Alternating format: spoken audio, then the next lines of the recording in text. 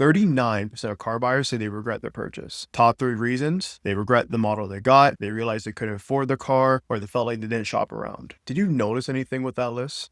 No one in that list said the car salesman scammed me. Years ago, I had one of my first customers. They were a new immigrant to Canada and they wanted to buy a brand new Toyota Camry. And while I was running the numbers with them, I realized that roughly 40% of their paycheck, their take-home paycheck, was going to go towards the monthly payment of the Camry. So not insurance, not maintenance, not gas, just the monthly payment. So in good faith, I told them that 40% of your income going towards a payment's a little too high. You should aim for around 10%. So the customer took my advice, went across the road and bought a very similar car for a similar price the exact same day. And that day I lost a few $100s when I should have just been validating what he wanted. I should never talked him out of it. So the lesson I took away from that day, I stopped trying to stop people from making bad financial decisions. Not because I don't care, because that person was going to buy a car regardless if I sold them or someone else. And here's the thing, that's a very extreme version of this situation. Now, the most common everyday situation would be someone walks into a dealership,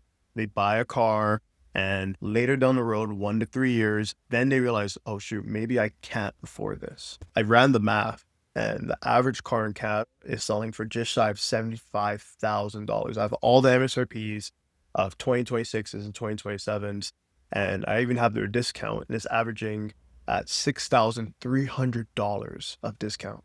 Now, if you're upset you missed that discount, that's fair. That's real money. But if you're upset at the whole monthly payment is breaking the bank, that's not the car salesman.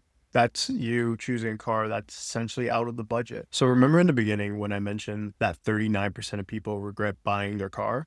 As of last year, according to LendingTree, it's actually at 47% for the last year. So that difference is probably coming from the more expensive car loans people are taking out. So the way I see it, people regret buying a car after a few months to a few years. That's when reality really sets in for people. And that's when people start looking for other people to blame, hence the car salesman. But at the end of the day, you did sign it and it was ultimately your decision. If you actually want to know how much discounts available on a car you want, there's a link in the description. It gives you access to all the pricing you may want on any new car in Canada. It really just gives you the peace of mind knowing how much discount's available. It's completely for free. So you must be thinking, well, Jordan, if the salesperson isn't the villain, why do they seem like one? Why do they act like the villain? So you must be wondering, why does it feel like you're being pressured to buy every time you step into the dealership? And it's not because they're bad people. Like there's a lot of good, genuine salespeople. It's because how salespeople are being paid by the dealership. So this may be new for people outside the car industry,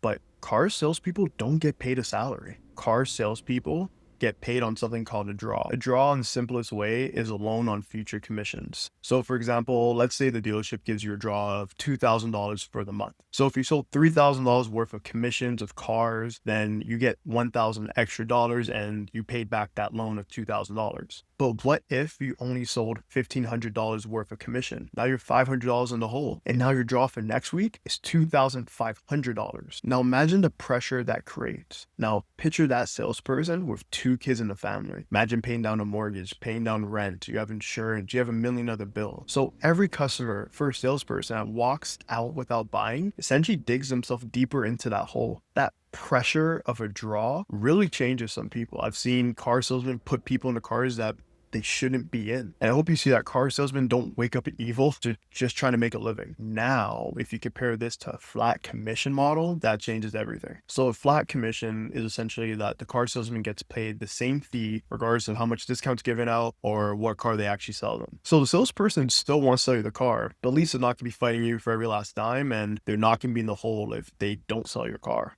Under the draw payment structure, every dollar that comes out of the discount comes out of the salesperson's paycheck. And I truly believe this is where the unethical practices come from. So I don't blame the car salesman, I blame the system. If we change the system to a flat-based commission, I promise you the car industry would be a better place. But the second the car salesperson hands you off to the box, the F&I manager, that's a whole different ballgame. I remember I sold a Corolla and this person spent hours, I think 2 hours going back and forth on negotiating just at the desk. And afterwards, I connected them with the F&I manager that sells rust protection, warranties, the upsells of the car. And the F&I manager ended up selling $2,000 worth of back-end product by the time it took me to grab a coffee. And the funny thing is, the percentage of profit is much higher in the warranty than there is in the car. And this is not just my own personal experiences, industry numbers to back this up. Based off of December 2025 data, the average dealership, the F&I manager, the F&I office makes nearly 7 times what the showroom makes on a typical new car deal. 7 times. Wow. So I hope that shows you that there's a lot more wiggle room in the back end than there is in the front end. But to get more details, what exactly does the F&I office actually sell? I have a list right here. So we got gap insurance, rust protection, extended warranties, tires and rim coverage, prepaid maintenance. The markup on these back end products from F&I range from 50% to 200% and above gross margin. To back up these facts, the FTC officially called F&I the single greatest area of confusion in car buying. But the most clever F&I trick I've seen, I'm going to call it the lender shuffle, and this is how it works. So when you finance your car through a dealership, they send your application to several lenders, right? So the first lender is always going to be through the OEM's finance house. So like say Subaru Finance, which is Toyota Finance, or Honda Finance, GMC Finance, whoever it may be. Let's say you don't get approved through the OEM dealership financing, then you have to go to a third party. Think of RBC, TD, Scotiabank, CAIBC, etc. Let's say lender A gives 7% and they say, hey, if you send this person over, we'll give you $1,000 kickback. Lender B comes back at 7.5, but they give a kickback of $2,000. But guess which one F&I managers take? I've seen this happen. They take the higher rate and it's unethical, but there's literally nothing you can do outside of getting your own pre-approved loan. So technically, no one broke the law. It's unethical, sure, but you wouldn't know. But there is stuff that is 100% illegal. So something that would be illegal would be saying this price is contingent on you financing with us. CBC Marketplace actually did an entire investigation on this. And to this day, dealerships are still technically breaking the law by adding extra admin fees without actually telling the consumer. So it still happens daily. Dealerships are just counting on you not knowing. Outside of the legal stuff of wrongful pricing, the back-end products, they're not all complete ripoffs. Some I would actually genuinely get myself. Let's say extended warranty on a car that's not the most reliable. Probably strongly consider. Sometimes it's actually worth the peace of mind. Now, there are specific products that I would recommend and ones I wouldn't, but that's a whole separate video. I'll add the link below once it's done.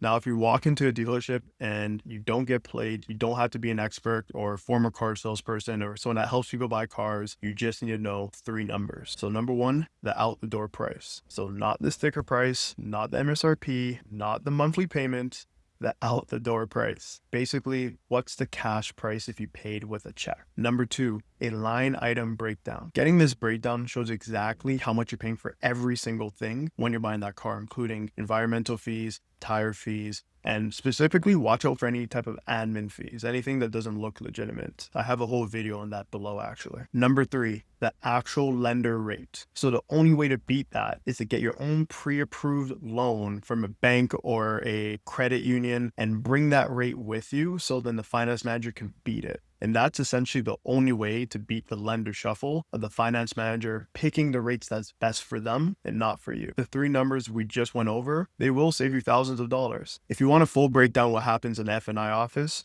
or if you want to hear what F&I products I would buy and which ones I would absolutely avoid, there should be a video here and here. And until then, take care and see you in the next one.